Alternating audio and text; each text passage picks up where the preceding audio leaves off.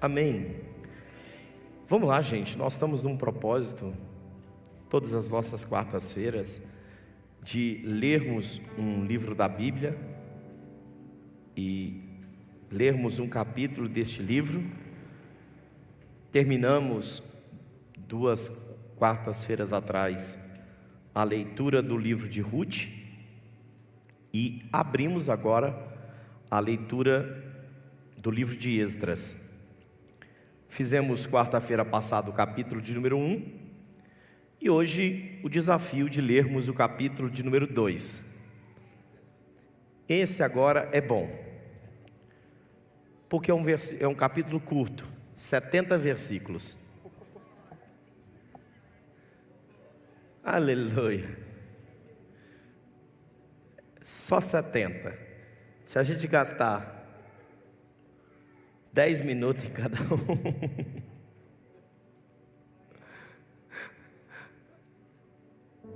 Se eu gastasse 1 minuto por versículo, daria 70 minutos. Então já foi embora. Então você já sabe que não vai dar para a gente fazer tudo, né? Você já entendeu. Porque são muitos. Agora, eu queria, claro que, te explicar por que esse livro está aqui. Você sabe que o livro de Esdras, ele é um conjunto de livros. Você sabe que o povo, através da profecia eu vou mostrar isso para você cronologicamente, porque na Bíblia não é essa forma que está escrito. Só para você entender. Por exemplo, Jeremias está depois do livro de Esdras, mas Jeremias profetiza antes de Esdras.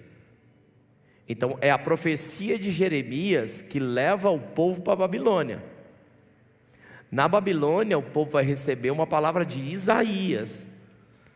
Então são livros que estão lá na frente, na ordem bíblica,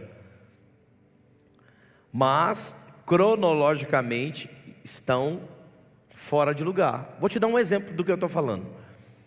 Teólogos dizem assim, que entre o livro de Esdras e o livro de Neemias, ele tem uma vacância, um tempo de 100 anos.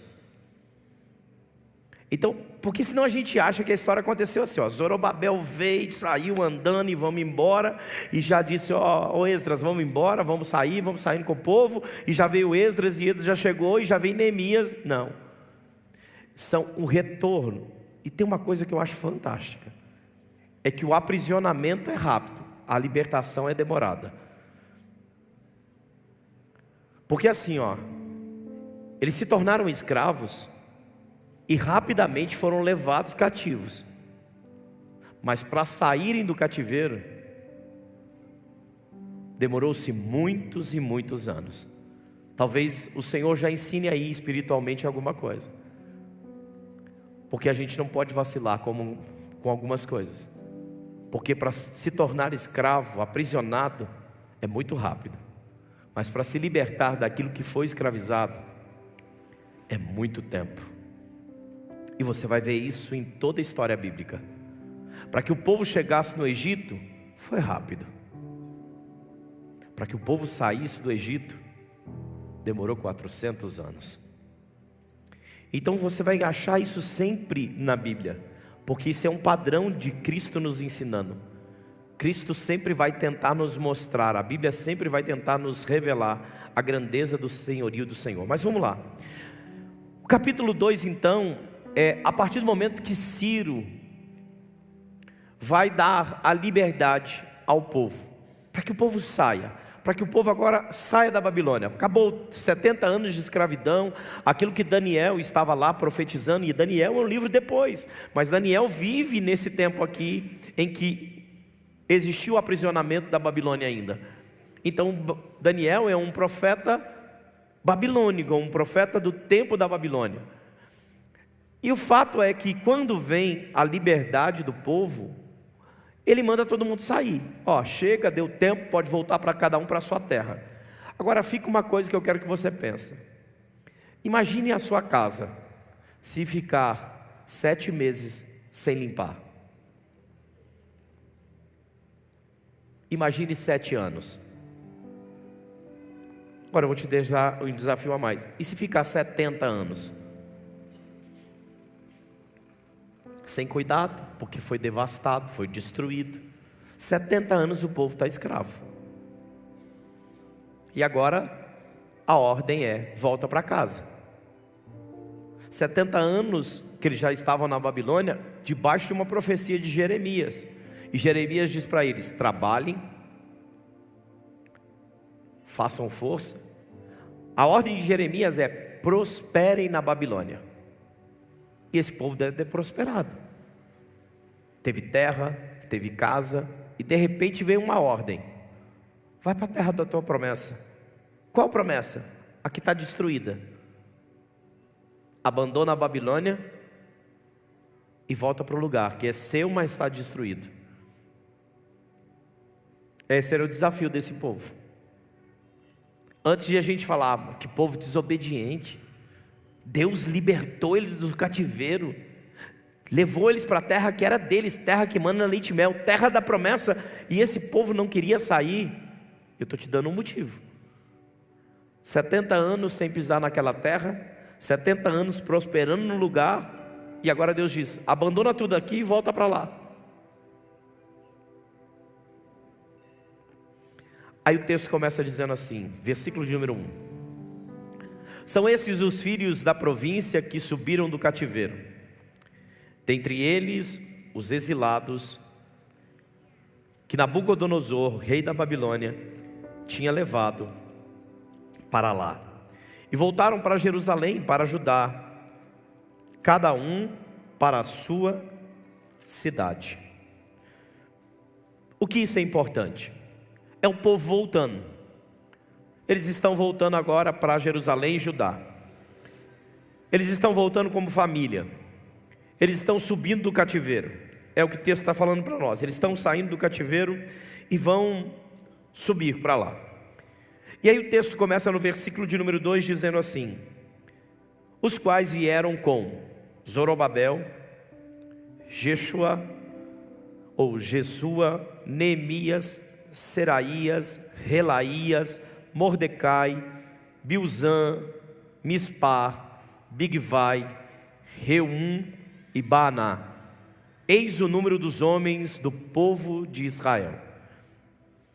Os filhos de Parós, 2.172. Os filhos de Cefatias, 372. Os filhos de Ará, 775.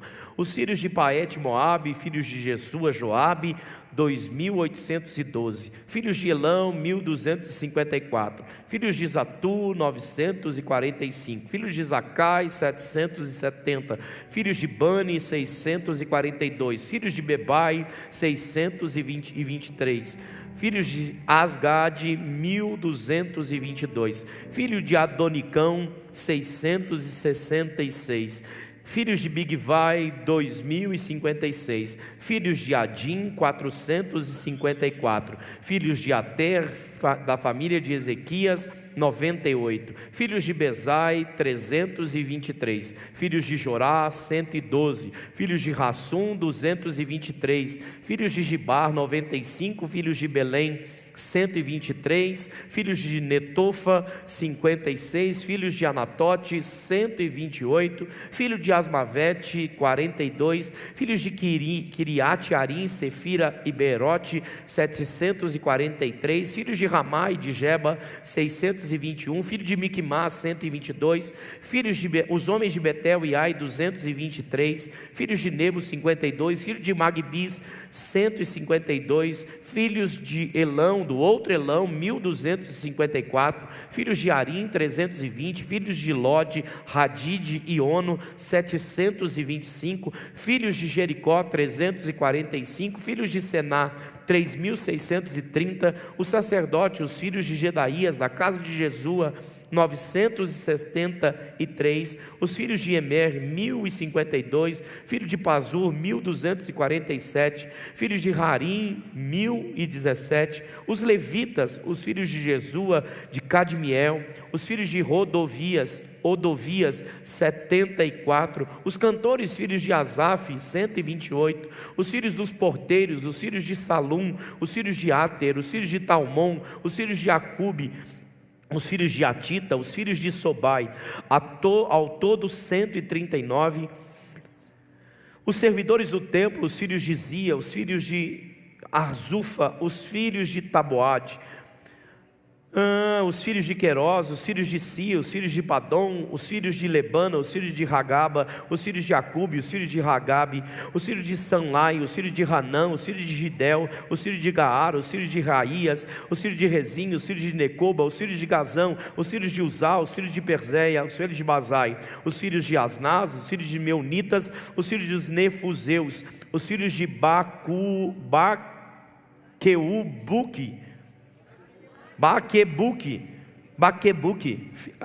Se tudo aqui não servir, serve para você gravar um nome para o seu filho. Filhos de Acufa, filhos de Haru, filhos de Baslute, filhos de Meida, filhos de Assar, filhos de Barcos, filhos de Císera, filhos de Temá, filhos de Nesias, filhos de Ratifa, os filhos dos servos de Salomão, os filhos de Sotai, os filhos de Soferete, os filhos de Peruda, os filhos de Jaala, os filhos de Darcon, os filhos de Gidel, os filhos de Cefatias, os filhos de Ratil, os filhos de Poquerete. Aqui o Pokémon já existia, o Poquerete e Razebeim, os filhos de Rami, os filhos dos servidores do templo, os filhos dos servos de Salomão, 392.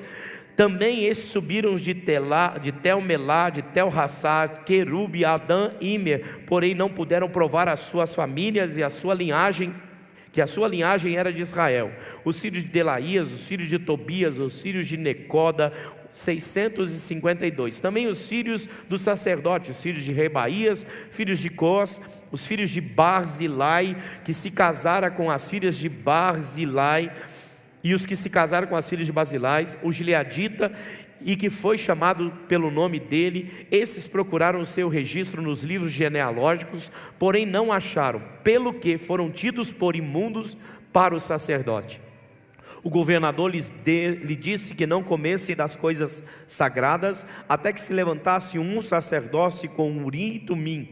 Toda essa congregação junta foi de 42.370, afora os seus servos e as suas servas, que foram 7.377, e tinham 200 cantores e cantoras. Os seus cavalos 736, e os seus mulos 245, os seus camelos 435, os jumentos 600.720, alguns das cabeças de famílias vindo da casa do Senhor, o qual está em Jerusalém, deram voluntárias ofertas para a casa de Deus, para a restaurarem no seu lugar. Segundo os seus recursos, deram para o tesouro da obra em ouro 61.000 dáricos, e em prata 5.000 arretéis, e 100 vestes sacerdotais. Os sacerdotes, os levitas e alguns do povo, tanto os cantores como os porteiros e os servidores do templo, habitaram nas suas cidades, como também todo o Israel. Uau! Deixa eu te dizer uma coisa. Você prestou atenção nessa leitura toda e parece que ela não tem sentido nenhum, mas ela tem um sentido só para fazer uma questão genealógica. Se você prestou atenção na leitura, você percebe que teve uma família que foi procurar ser sacerdote, mas quando forem olhar o livro da vida, não acharam o nome deles anotado naquele livro. Então eles não foram aceitos como sacerdotes. E eu não sei como você lê isso aqui, mas o Senhor diz que a maior alegria que nós devemos ter não é por expulsar demônios, é para que o nosso nome esteja escrito no livro da vida. Ele não inventa isso do nada, ele inventa isso de um restabelecimento da presença dele. É como Deus está restabelecendo. Esse livro, o livro de Esdras, não é um livro para a gente ler debaixo de um panorama de que não conhece Deus. É um livro de restauração de fé. É como eu restauro a minha fé. E a primeira coisa que ele deixa muito claro na leitura é que existe uma gama de famílias que estão estabelecidas. Mas ele diz também que existe um povo que está no meio do povo, cujo nome não está no livro da genealogia. E porque não está, mesmo desejando estar, não fizeram parte disso. Isso é uma coisa que precisa marcar na minha vida e na tua vida. Algumas coisas ficam muito claras, algumas coisas são muito teológicas. O livro começa dizendo que ele trouxe a liderança, ele começa com a cabeça. E se você prestar atenção, o primeiro nome que ele cita como alguém que trouxe de volta o povo, ele começa falando sobre Zorobabel. Quando ele apresenta Zorobabel como o primeiro nome daqueles que vieram, ele apresenta quem é Zorobabel. Zorobabel é aquele que o Senhor chama como sacerdote para estabelecer o reino dos céus, como aquele que vem sendo o movimento da presença de Deus. Zorobabel é aquele que Deus estabeleceu para ser da própria linhagem de Cristo. Se você puder ler comigo, e eu não vou fazer isso muitas vezes hoje, mas vou fazer agora. Se você puder ler comigo, Mateus capítulo de número 1. A genealogia sempre vai ser importante, e eu faço questão de ler para que você possa mergulhar. Mateus capítulo de número 1, verso de número 1. Livro da genealogia de Jesus Cristo, filho de Davi, filho de Abraão. Vamos ler junto? Verso seguinte: Abraão gerou Isaque, Isaque gerou Jacó, Jacó gerou a Judá e a seus irmãos. Judá gerou a Tamar, gerou de Tamar a Pérez e a Zerá. Pérez gerou a Esrom, Esrom a Arão. Arão gerou a Aminadab, Aminadab a Nazon, Nazon a Salmão. Salmão gerou a Raabe, de Raabe a Boaz. Este de Ruth gerou a Obed, e Obed a Jessé. Jessé gerou o rei Davi, e o rei Davi a Salomão, que fora mulher de Urias. Salomão gerou Roboão, Roboão a Abias, Abias a Asa. Asa gerou Josafá, Josafá Jorão, Jorão a Uzias. Uzias gerou a Jotão, Jotão a Acás, Acás a Ezequias. Ezequias gerou a Manassés, Manassés a Amon, Amon a Josias. Josias gerou a Jeconias e os seus irmãos no tempo do exílio na Babilônia. Depois do exílio da Babilônia, Jeconias gerou a Salatiel e Salatiel a Zorobabel. Por que eu quis parar aqui em Zorobabel? Porque no retorno, a primeira pessoa que Deus levanta para liderar o povo é Zorobabel. Por que Zorobabel? Porque Deus fez uma promessa a Davi. Qual era a promessa que Deus fez a Davi? Que a linhagem de Davi sempre estaria no trono de Jerusalém.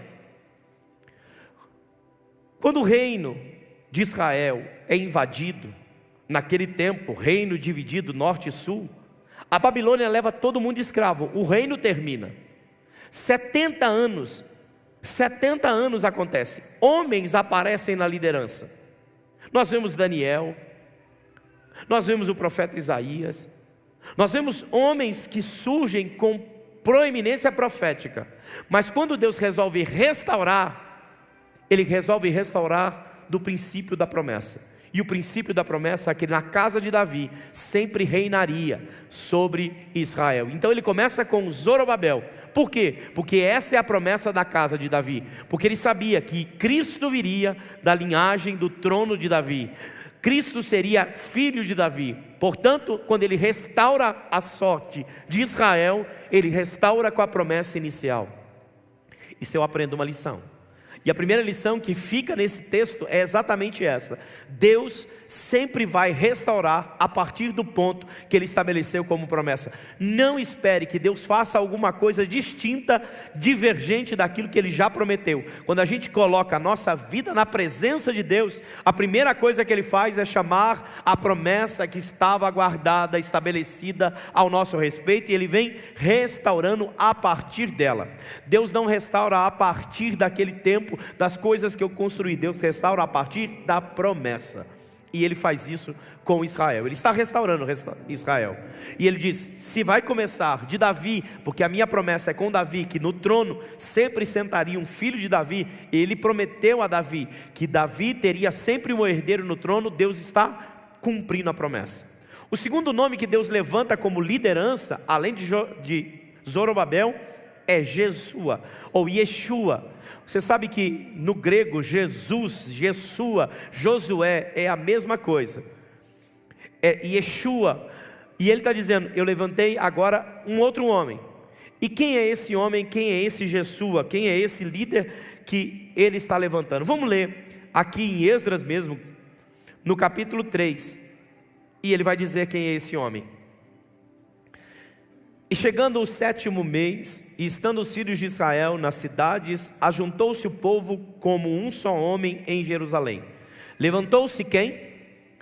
Jesus, ou Jesua, filho de Josadaque, e seus irmãos sacerdotes, e Zorobabel, filho de Salatiel, e os irmãos que edificaram o altar do Deus de Israel, para que lhe oferecessem holocaustos, como está escrito na lei de Moisés, homem de Deus.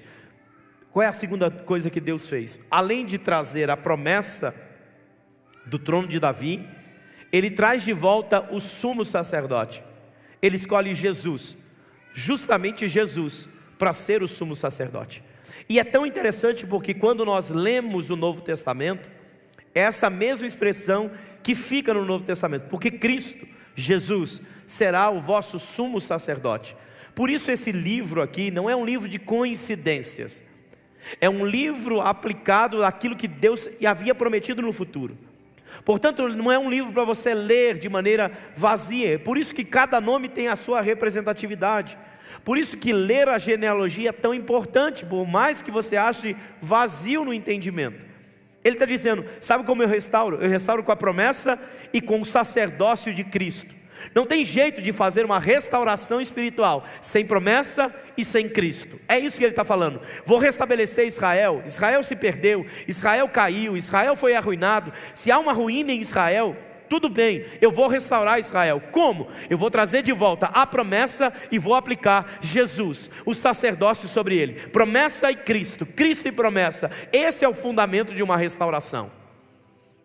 Quando eu leio o texto, eu preciso saber que quando ele fala de Israel, esse Israel agora sou eu.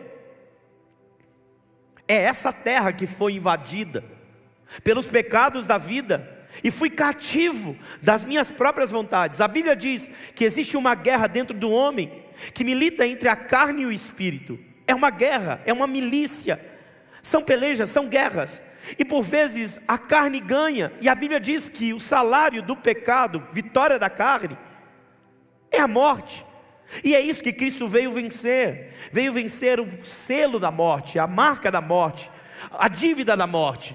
E quando ele venceu na cruz do Calvário a dívida da morte, Paulo diz isso, aquela cédula que de alguma forma contra nós era contrária, foi rasgada na cruz do Calvário. Ele está dizendo, ele trouxe de volta a promessa e Cristo, Jesus, o sacerdote, para dizer, eu tenho uma promessa e eu tenho alguém que sela a minha promessa. Eu tenho uma promessa e alguém que luta pela minha promessa. Eu tenho uma promessa e alguém que guerreia por essa promessa. Portanto, não há terra perdida que não possa ser restaurada. Não há homem caído que Deus não possa levantar. Não há quem se perca que Deus não possa encontrar. Não há quem se posicione equivocadamente e saia do lugar que Deus prometeu, que não pode existir uma palavra de resgate para aquela pessoa. Esse é o amor de Cristo para nós. É isso que ele está dizendo, eu vou restaurar o meu povo, eu vou trazer de volta o meu povo para mim. Só que eu começo lembrando promessa, e eu volto trazendo Cristo, trazendo Jesus, o sumo sacerdote, para trazer com eles. Vamos voltar para o texto que nós estamos, no capítulo de número 2.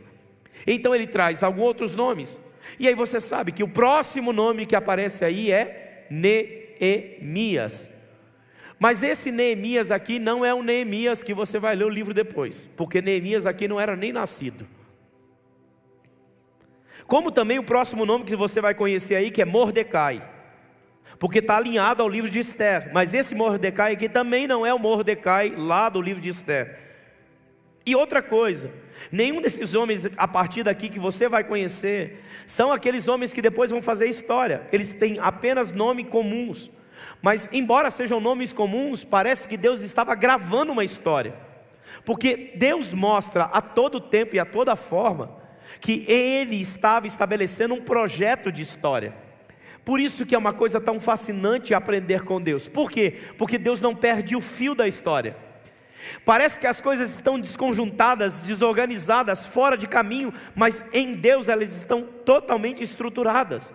É isso que ele está dizendo aqui. Então eu chamei Zorobabel, eu chamei Jesus, chamei Neemias, mas esse Neemias não é o Neemias, ele depois vai se levantar e ele levanta um novo povo. Agora, se você ao final fizer o cômputo, somar quanto de cada povo que deu, se alguém tiver aí uma calculadora, você vai ler comigo, porque eu acho que aqui dá para a gente ter essa dimensão. 42.370 mais, tem alguém com calculadora aí? 42.370 mais 7.337 mais 200, 49.907. Não tinha 50 mil pessoas. Quanto faltou para 50 mil? 103? 93? 93. Olha que coisa tão interessante. Não tinha 50 mil pessoas. Segundo dizem, que naquele tempo, depois do envolvimento da migração do povo, ficou na terra da Babilônia aproximadamente 500 mil pessoas. Quantos voltaram? Nem 50 mil. Uau! Pastor, mas não era a promessa? A terra não era a terra da promessa? Não foi Deus que deu para eles? Não era Deus que deu para eles? Essa é a minha promessa para vocês. Quando o povo sai do Egito, a Bíblia diz, e os teólogos dizem, que existia uma enormidade, como uma nuvem de gente, migrando para aquele lugar. Como uma nuvem de gente, também migrou para a Babilônia, na época do cativeiro. Mas quando Deus libera o povo para voltar, uma pequena parte volta. E isso fala com a gente. Como pode um povo que tem promessa, um povo que tem um território, um povo que tem uma palavra, um povo que tem uma terra, não querer voltar para a sua terra? Apenas a minha minoria. E talvez Deus esteja falando alguma coisa com isso.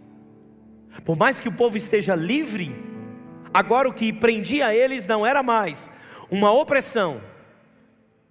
Agora o que prendia eles era o conforto. Porque agora, diferente do que era no Egito, em que eles eram oprimidos, a terra era uma provisão. Mas agora na Babilônia não. A terra é uma decisão. Porque na Babilônia eles estavam estabelecidos. E ir para Jerusalém era trabalhar.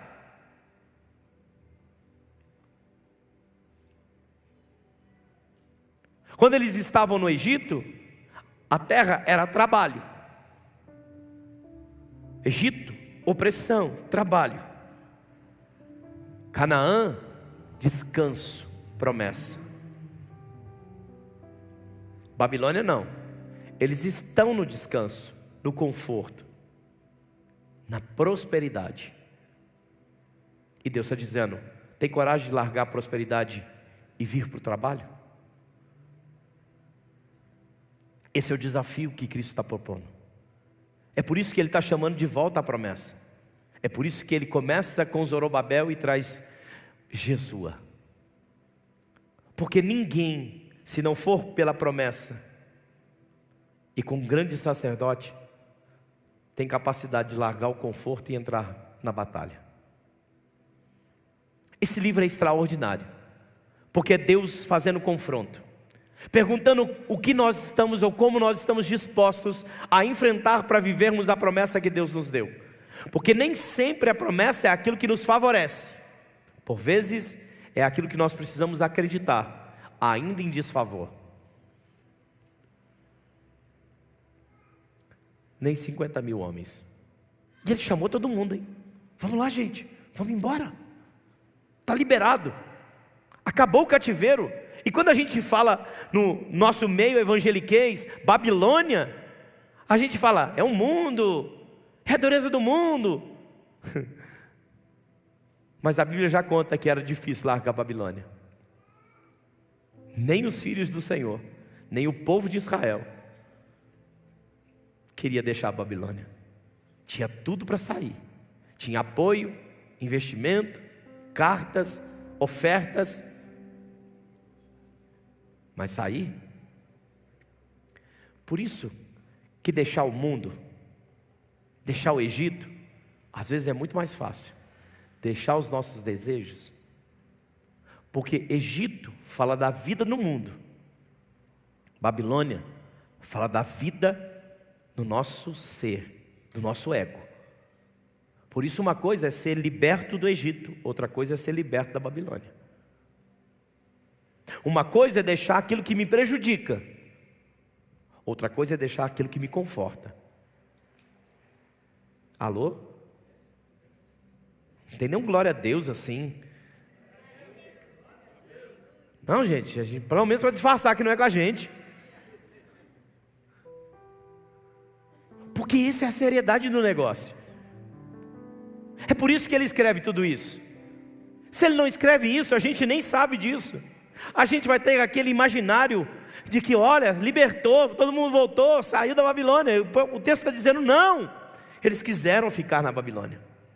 E tem uma coisa fantástica, que quando eles estão voltando da Babilônia, eles começam a trazer algumas pessoas. E eu quero ler com vocês, agora bem rapidinho, para a gente não perder muito tempo nessa ideia. Mas olha aqui, ele traz então a promessa, ele traz de volta o sacerdote, ele vai trazer um povo para reconciliar com o reino dos céus. Mas olha o que ele diz no versículo de número 3. Estes são os filhos de Parós, 2172. Quem é esse povo? Você pode abrir a sua Bíblia comigo em Esdras, capítulo de número 10? Vamos ler junto? Esdras 10.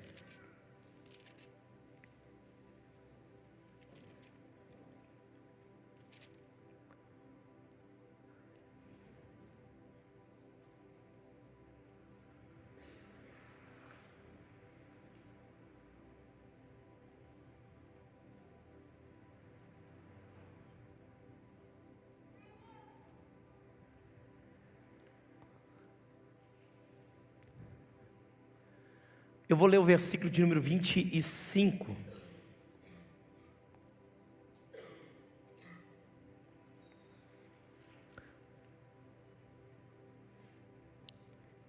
E de Israel, dos filhos de Parós. Quantos dos filhos de Parós veio? Ó, eu estou lendo o início e estou lendo o último capítulo. Então eu quero que você entenda que houve uma história no meio desse caminho, ok? Quantos eram lá? Dos filhos de Parós?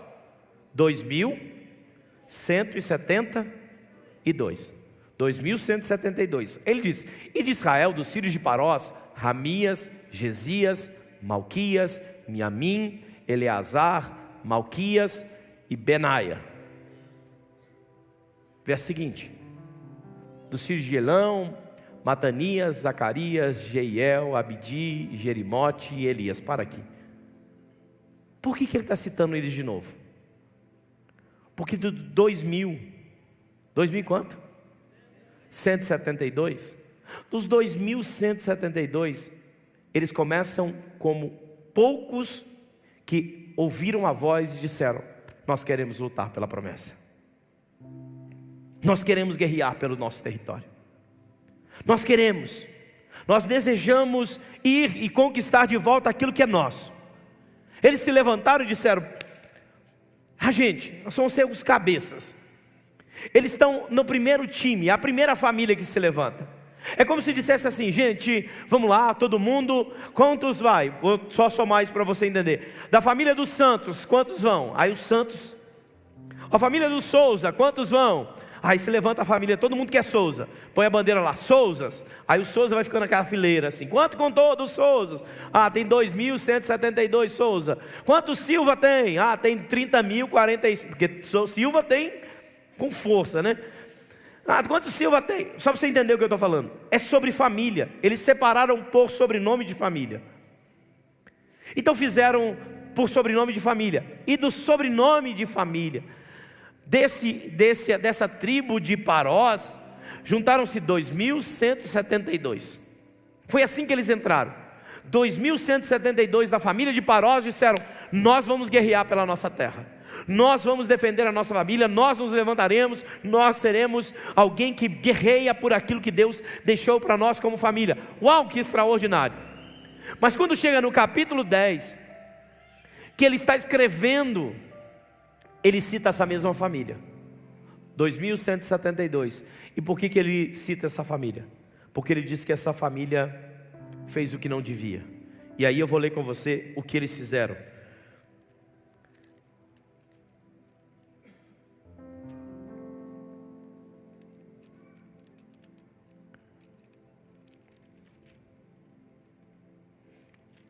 Versículo de número 18. Entre os descendentes dos sacerdotes, estes foram os que se casaram com mulheres estrangeiras. Dentre os descendentes de Jesua, filho de Josadaque, e dos filhos e seus irmãos, eles, versículo 19, eles apertaram as mãos em sinal de garantia de que iam despedir suas mulheres, e cada um apresentou um carneiro de rebanho como oferta por sua culpa. Deixa eu te dizer uma coisa, sabe o que fez esse povo? Eles eram tão poucos, com um propósito tão bom, mas terminaram provocando um dos maiores pecados naquele tempo. Por quê? Porque a luta não era por conquista, a luta era por vencer as próprias vontades. Deus disse: se você vai restaurar, não dá para restaurar com a mesma prática que existia na Babilônia. Se você vai restaurar, não dá para continuar com os mesmos impulsos que na Babilônia funcionava. Quem vai restaurar aquilo que é de Deus tem que deixar aquilo que é do homem. Quem vai restaurar aquilo que é do Senhor, não dá para vivenciar e andar na mesma coisa daquilo que os homens andam. E Ele está ensinando. Sabe qual é o problema desse povo? É que 2.172 homens que se levantaram para a guerra perderam a guerra da conquista. E isso fala conosco, porque pode ser que a gente também, muitas vezes na nossa vida espiritual, se levanta para dizer: agora eu me levanto, agora eu me posiciono, agora eu vou assumir o meu lugar, agora eu vou ter em Deus as promessas reveladas. Mas quando vêm as adversidades ou as atrações, a gente se quieta nelas. E esses homens se perderam nas atrações, naquilo que não podia se perder, porque eles estavam lutando por uma restauração, e não tem como restaurar fora do propósito de Deus. E esse é um exemplo daquilo que Deus tinha estabelecido com eles, e eles deixaram escapar da vontade de Deus. Outro exemplo que eu quero dizer a vocês, eu quero que você leia comigo, versículo de número 23 do capítulo de número 2. Ele vai citar outra família: os homens de Anatote, 128. Da família dos Anatote, então, não teve 2.000, teve 128. Você lembra desse nome? Já ouviu falar dele? Anatote? Nem vagamente? Não vem nada na sua memória? Nada, nada, nada?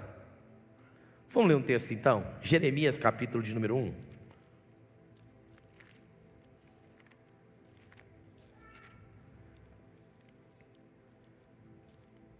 Jeremias 1:1.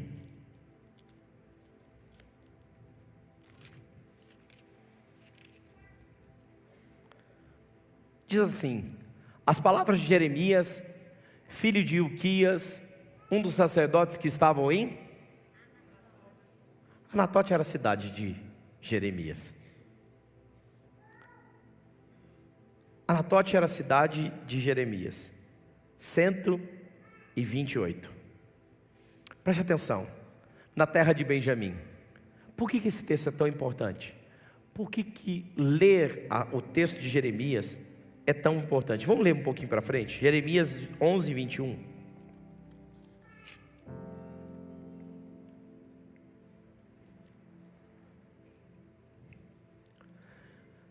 Portanto, assim diz o Senhor, acerca dos homens de...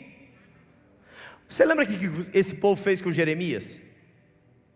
Jeremias se levantou, Jeremias era de Anatote. E quando ele se levanta para profetizar a correção do povo, o povo começa a perseguir, querer matar Jeremias. O povo zomba de Jeremias, ele é chamado de profeta chorão, mas eles zombam, prendem, lançam num poço, humilham, escravizam, pisam, pisoteiam, não recebem as profecias de Jeremias. E depois de tanto perseguição contra o profeta daquela terra, Deus dá essa palavra, e a palavra de Deus é: portanto diz o Senhor acerca dos homens de Anatote, que procuraram a tua morte, e dizem, não profetizes em nome do Senhor, para que não morras às nossas mãos. É o que eles diziam para Jeremias.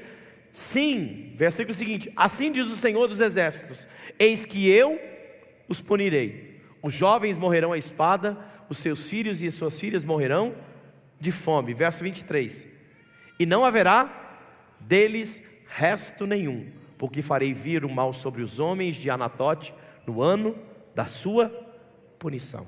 Você sabe que Jeremias está profetizando antes do cativeiro babilônico. E o que Deus disse?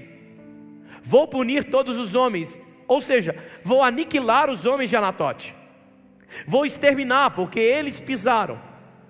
Mas quando eu leio agora o povo saindo depois de 70 anos de Babilônia, eles estão agora voltando para Jerusalém. A Bíblia diz que tinha 128 homens de Anatote. Mas Deus não disse que destruiria, Deus disse.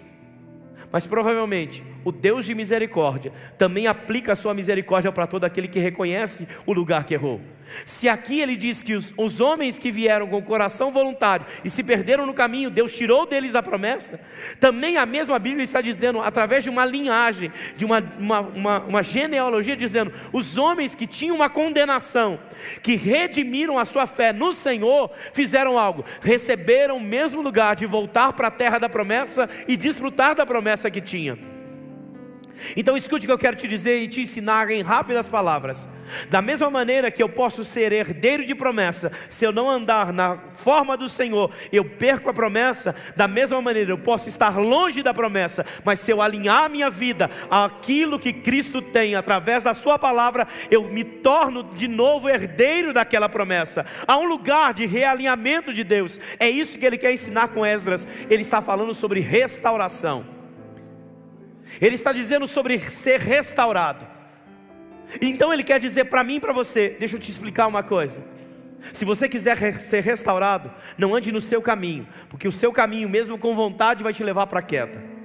Mas se você está fora do meu caminho e desejar ser restaurado, eu vou te dizer, ainda que pareça a condenação, há uma provisão de Cristo de transformar a condenação em promessa. É assim que ele fez conosco. Nós éramos dignos da morte, a morte dele era nossa, mas mesmo assim ele nos amou. Ele foi na cruz do Calvário, ele pagou o preço de sacrifício e sacrifício de cruz. Portanto, não foi com ouro, não foi com prata que ele nos comprou, foi com o precioso sangue de Cristo Jesus, vertido na cruz do Calvário, que ele tirou-nos da condenação e nos levou de volta à promessa. É Esdras explicando Cristo Jesus através do texto, é ele explicando isso através da genealogia, ele dizendo, toda a restauração vai parecer, que parece início totalmente perdido, mas ao final tem uma promessa acontecendo para todo aquele que nele espera. Então há um Deus que cuida de todos os detalhes, a gente só precisa se entregar a ele, colocar a nossa vida totalmente nele e deixar ele trabalhar conforme ele prometeu. E aí eu quero andar com você. Quando tudo termina, eu quero chegar e andar com você um pouquinho mais até o versículo de número 40,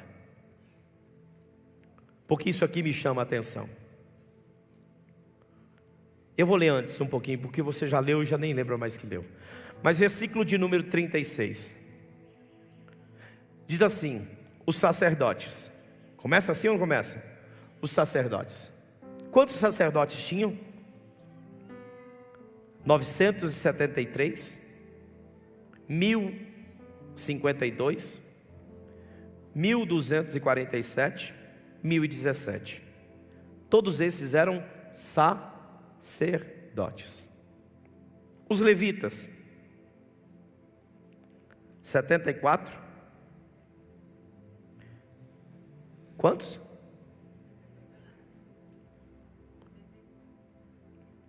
Eu vou ler de novo.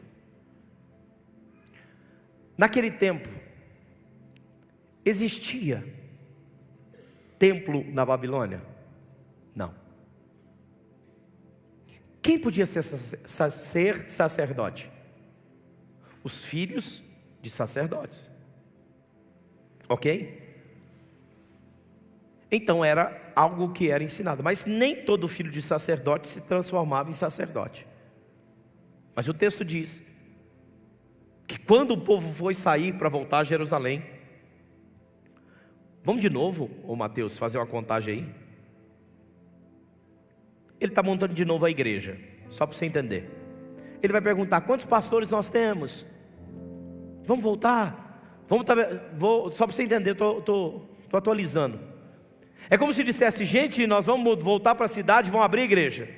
Vamos reunir, quantos pastores nós temos? Sacerdotes. Soma comigo: 973, 1052, 1247, 1017, 4.289 pastores. Uau! Vamos contar uma parte diferente. Quantos cantores nós temos? Versículo 41. 128. O ministério de louvor voltou com 128 músicos. Quantos pastores? 4.289. A Bíblia apresenta um outro: os filhos dos porteiros. Vamos somar. Os filhos dos porteiros, ele tem ao todo 139.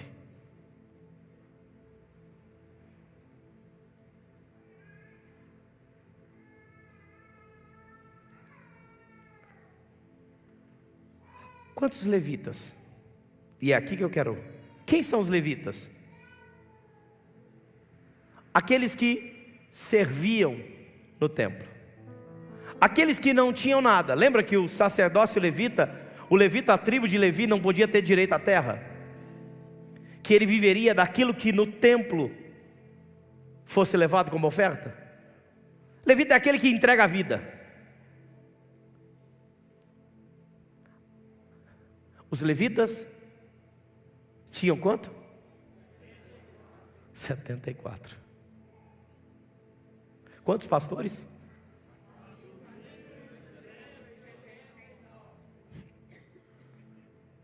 4.279. Que queria fazer essa função de sacerdote. Mas gente disposta a trabalhar, tinha só 74.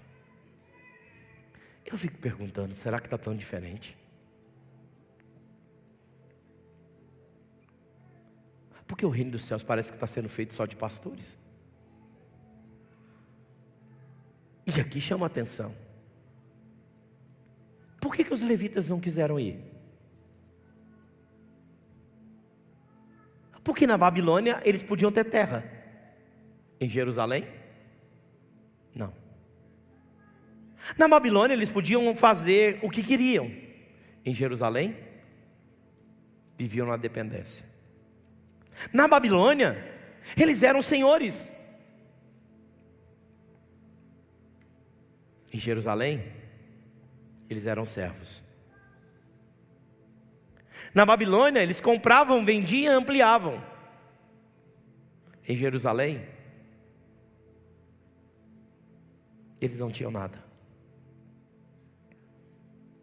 O desafio de Esdras é olhar para esse povo e dizer: como é que a gente faz uma igreja assim?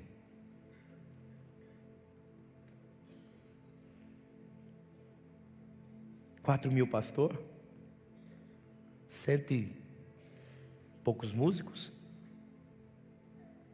100 e pouca gente cuidando da porta, 4.630. Mas gente que põe a mão no arado é pouca gente. 74. 74. De 50, quase 50 mil pessoas. Só 74 disseram: a gente vai pôr a mão no arado. Eles estavam restaurando um país com 74 homens. Eles estavam restabelecendo uma nação com 74 homens. Eles estavam fortalecendo novamente toda uma nação, apenas com 74 homens. E eu quero ler uma coisa com vocês. Sabe o que me chama a atenção? Não é isso ainda.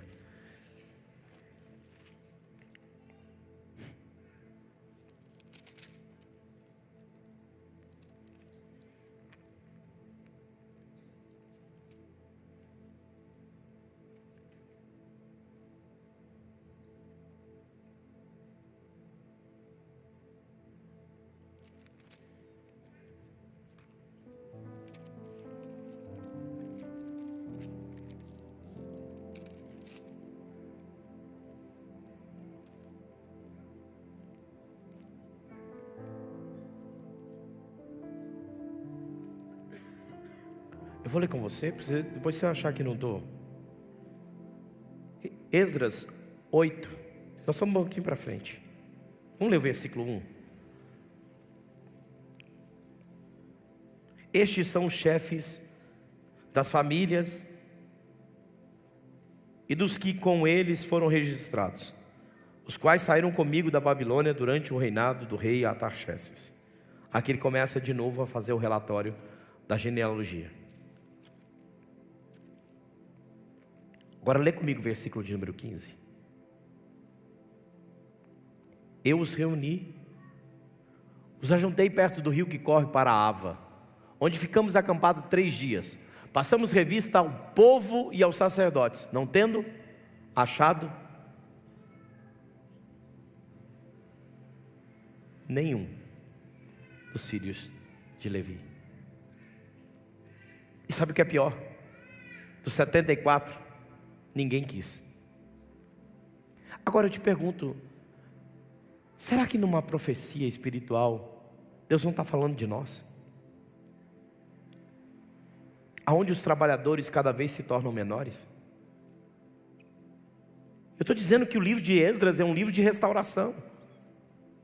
É uma revelação do presente, do futuro naquele caso, para a realidade do hoje. E o que ele quer dizer com isso?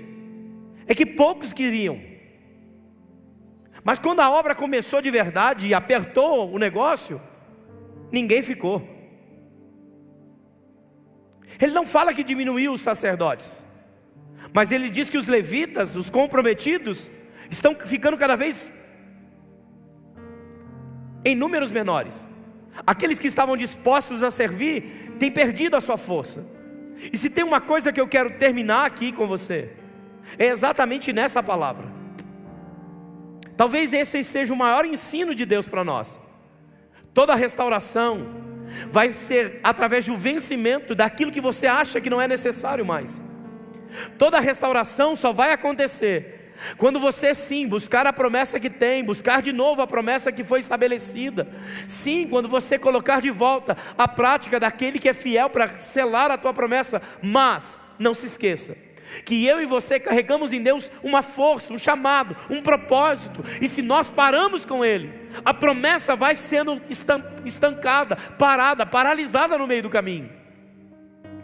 E Deus está dizendo, eu preciso levantar e ter um volume de gente. O mundo é muito maior do que o volume de cristão na terra. Mas a pergunta que está, é como está aquele povo na Babilônia? Aonde vocês estão?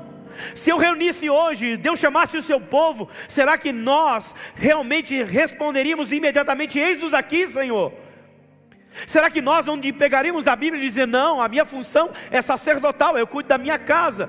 Porque o sacerdote está estabelecido nesse lugar, aqueles que cuidavam de uma parte do povo. Mas não é a parte do povo que eu cuido, é quanto eu ponho a mão na massa, o quanto eu me dedico, o quanto eu me empenho, o quanto eu dedico a minha vida. É para esse chamado que ele está dizendo, cadê os filhos de Levi?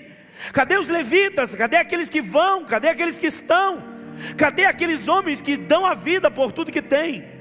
E talvez você não se lembre disso, mas Atos, capítulo de número 4, conta a história de um homem chamado Barnabé. E esse homem tem uma capacidade, qual é? A Bíblia diz que ele pega todos os bens que tem e deposita nos pés dos apóstolos. E você vai dizer: olha que homem bondoso, que homem maravilhoso, que homem generoso, pegou tudo que tinha e colocou aos pés dos apóstolos. Não, mas leia o texto. O texto vai dizer: porque ele era da família dos levitas. Ele sabia que nada era dele, tudo era do Senhor, mas ele tinha um propósito. A minha vida é servir a Deus. Eu tenho um desígnio de Deus, eu tenho um compromisso com Deus, eu tenho um selo de Deus, e eu preciso me alinhar para isso.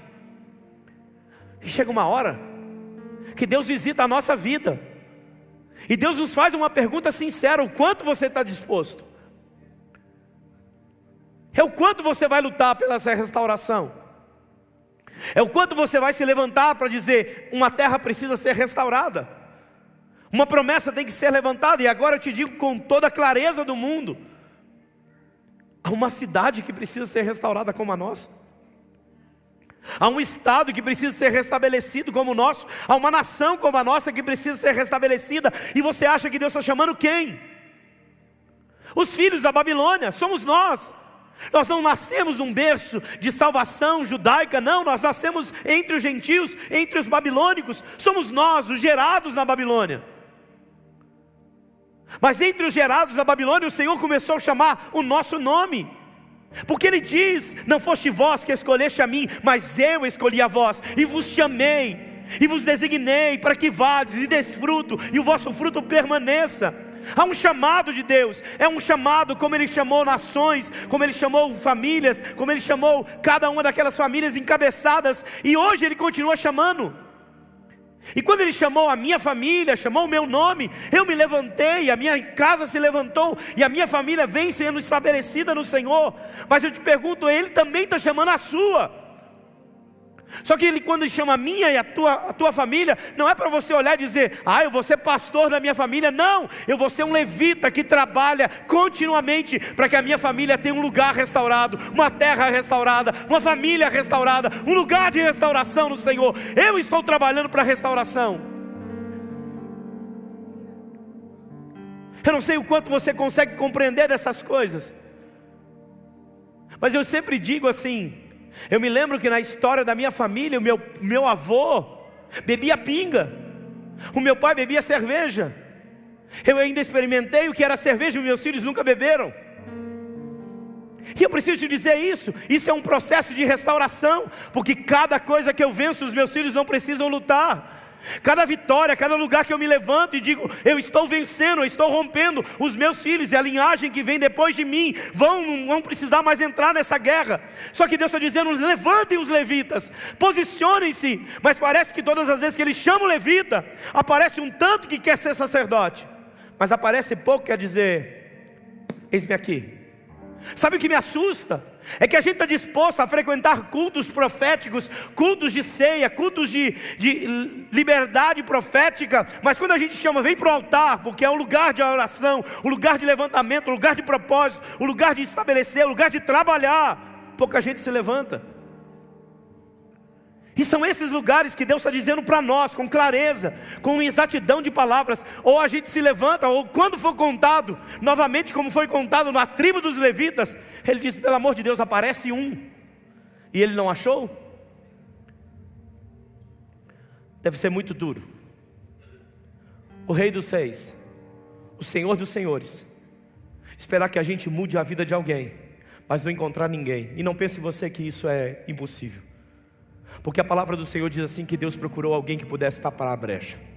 Mas o mesmo texto diz que Ele procurou entre os sacerdotes, Ele procurou entre os levitas, Ele procurou entre os homens, e a ninguém encontrou. Sabe, me assusta quando eu vejo Deus movimentando algumas coisas na terra e falando comigo, com você: eu precisava tanto que você se levantasse, eu precisava tanto que você fosse um levita. É um chamado. Ele chamou a senha do seu sobrenome, querido. Eu não vejo que, não é possível você achar que é em vão que Deus está fazendo com você. Será que você acha tão em vão assim, que Deus te achou no meio do caminho para dizer: olha, você não tinha, mas eu escolhi para você ter. Você não era, mas eu decidi que você será.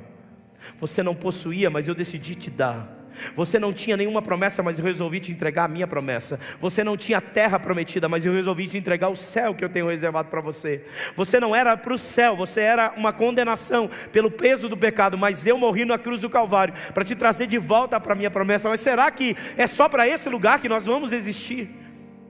Será que é só para herdar o céu amanhã? Não. Entre o céu do amanhã, a terra do amanhã, há um trabalho de restauração do sacerdócio. Há um lugar de restauração da adoração de Deus. E nós somos chamados a restaurar a adoração de Deus na terra. É a nossa função. E a função de restaurar esse lugar passa entre todos esses: aqueles que são sacerdotes, aqueles que são levitas, aqueles que trabalham na porta, aqueles que trabalham no louvor. É um corpo unido. Mas perceba, líder todo mundo quer ser, trabalhador pouca gente quer ser. E não é de agora, é desde o tempo de Esdras. É por isso que o Senhor disse: os campos brancos já estão, mas poucos são cefeiros. Não é porque falta gente, não falta gente, falta vontade. Está nos faltando um pouquinho de vontade. Esdras é um livro de restauração. Um livro de restauração. Para olhar para a minha fé e olhar para a tua fé e te perguntar com sinceridade: será que não te falta um pouquinho de vontade? De fazer coisas diferentes? De mostrar ao reino dos céus que ele pode ser diferente? Com excelência diferente? Com derramamento diferente? Com promessa diferente?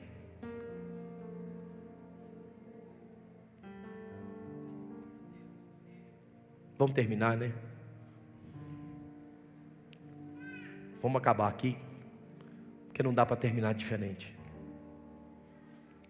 Eu fico pensando, lendo esses 70 versículos, tanta gente, sabe quantas pessoas passaram ali? Tanto nome, tanto sobrenome, tanta gente importante, tanta gente de nome conhecido, tanta gente que ficou com nome famoso, mas quando foi contar, o Senhor mesmo disse: aquele que põe a mão no arado e olha para trás, não é digno. Deixa eu te dizer uma coisa, querido. Quantas vezes Deus já te chamou?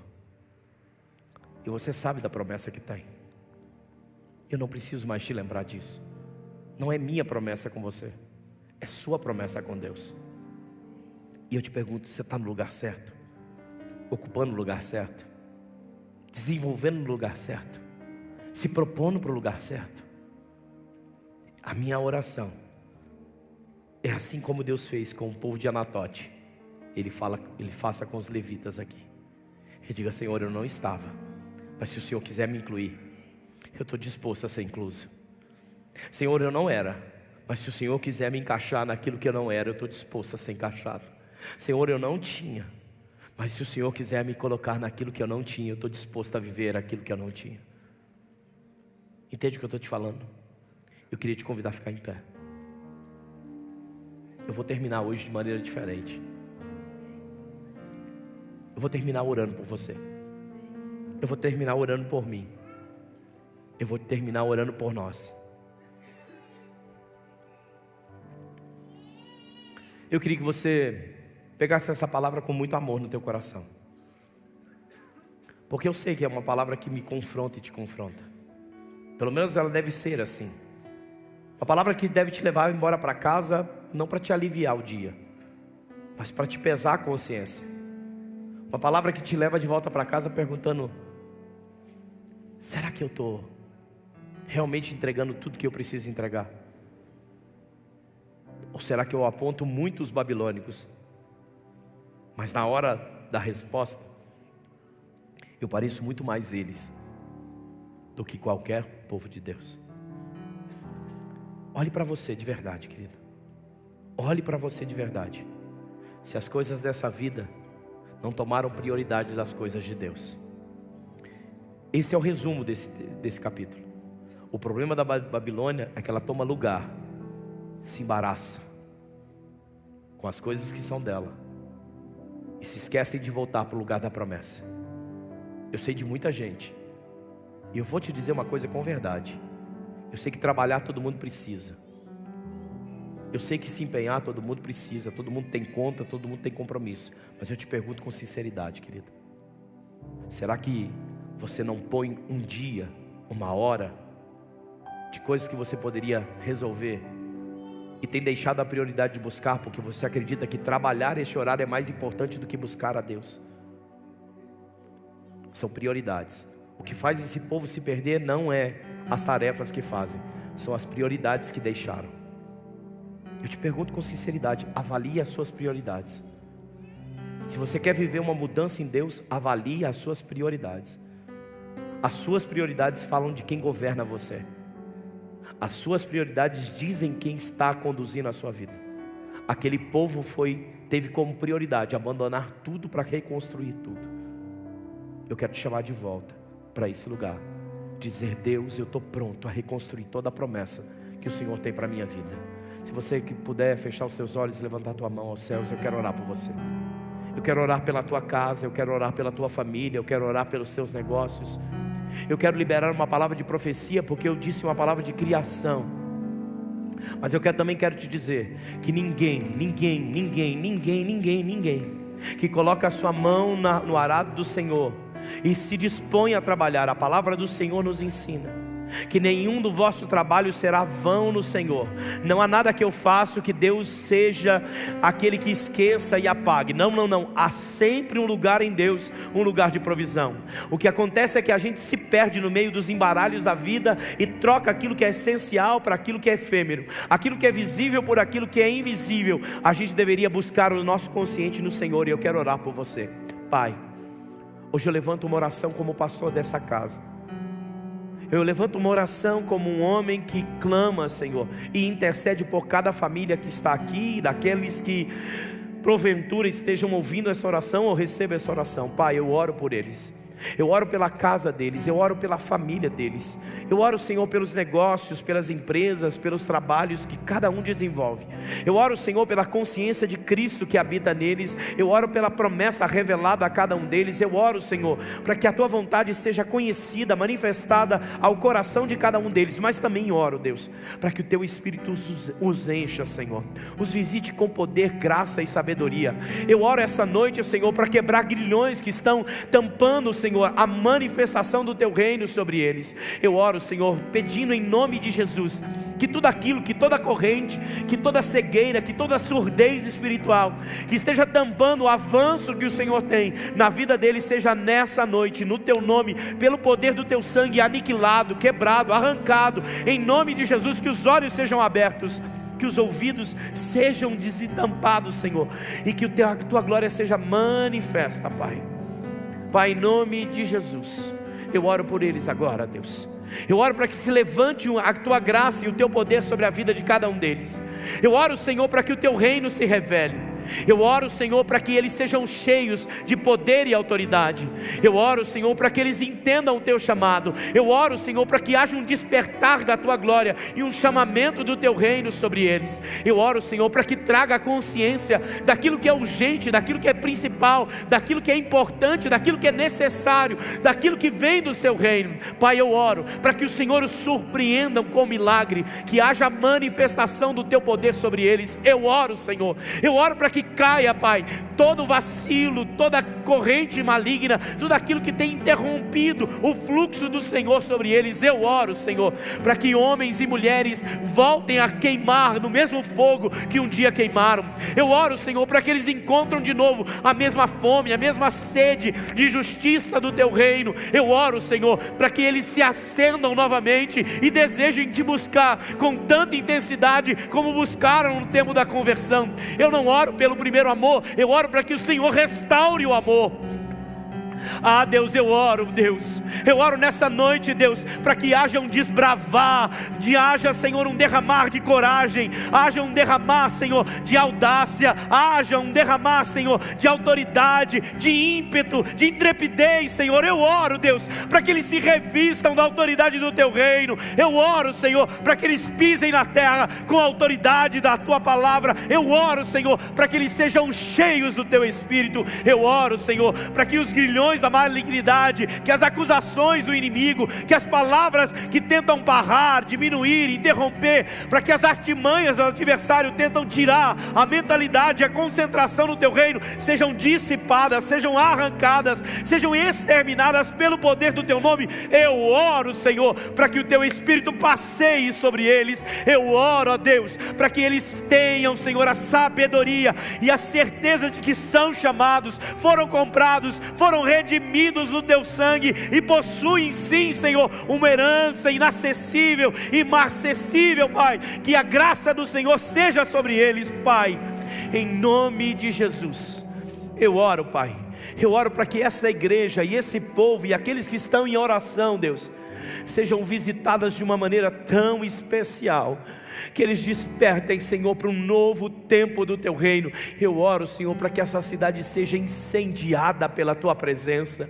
Eu oro, Senhor, para que o Teu nome seja conhecido em todos os cantos dessa cidade, de norte a oeste, de sul a sudoeste, a todos os lugares, de norte a sul, de leste a oeste, todos os cantos dessa cidade, Deus, haja uma visitação da Tua palavra, um sopro da Tua glória, Deus. Eu oro, Pai amado, para que o Teu reino seja manifesto em todas as casas, em todas as famílias, que as famílias tomem pelo nome, Senhor, a promessa que tem, que cada família carregue uma promessa, que elas sejam multiplicada, aplicada, seja expansiva, Senhor, sobre cada família, que cada casa que o Senhor entrar, Deus, que cada casa que um dos Teus filhos pisar, que o Teu reino pise, que a Tua glória se manifeste, Pai, em nome de Jesus eu oro, Deus. Eu oro nessa noite, Deus, para que os céus se abram, para que a glória do Senhor desça, para que o Teu poder se aperfeiçoe, Deus. Eu oro para que haja paz dentro dessa casa. Eu oro, Senhor, para que haja cura de enfermidades dentro desse lar. Eu oro, Senhor, eu oro, Pai amado, pedindo que haja provisões dos céus, celeiros abertos, Senhor. Eu oro, Pai, para que haja abundância de vinho, para que haja, Senhor, Pai amado, vinho se multiplicando no lagar, Deus. Eu oro, Pai amado, para que não falte provisão sobre a mesa, nem falte harmonia no lar, para que essa casa seja uma casa frutífera, Senhor, como, Pai amado, como uma bênção do Senhor sendo vertida. Eu oro, Senhor, para que a chuva do Senhor desça sobre cada lar e haja abundância, Senhor, de águas renovatórias sobre esta casa. Eu oro, Pai amado, para que em todo tempo, Senhor, sejam alegres e sejam festivos os dias desse lar. Pai, eu oro para que o Teu nome seja manifesto, que todas as promessas que foram guardadas voltem à existência, para que o Teu nome seja manifesto em todos os ambientes, em nome de Jesus.